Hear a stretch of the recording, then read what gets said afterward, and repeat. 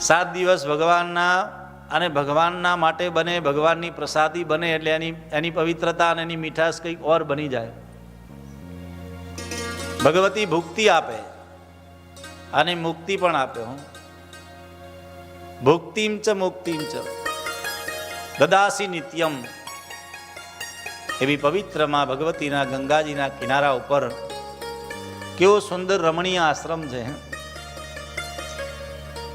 આશ્રમનો અર્થ શું થાય? આશ્રમ. આપણે બહુ થાકી ગયા હોઈએ તો આપણે શું વિચારીએ? થોડો આરામ કરીએ, શ્રમ દૂર થાય, આપણો થાક દૂર થાય. શરીરનો થાક તો આપણો જીવનમાં લાગે ને ઉતરી જાય. આપણે યાત્રા કરીને આવ્યા કેટલા કલાકની, પણ જો કે રેલવેમાં પણ વ્યવસ્થા સારી હતી એટલે કોઈ વધારે તકલીફ પડી નહીં. પણ તોય આશ્રમનો એ અર્થ છે કે તમે ત્યાં જાઓ ને તમને દુનિયાનો થાક ઉતરી જાય.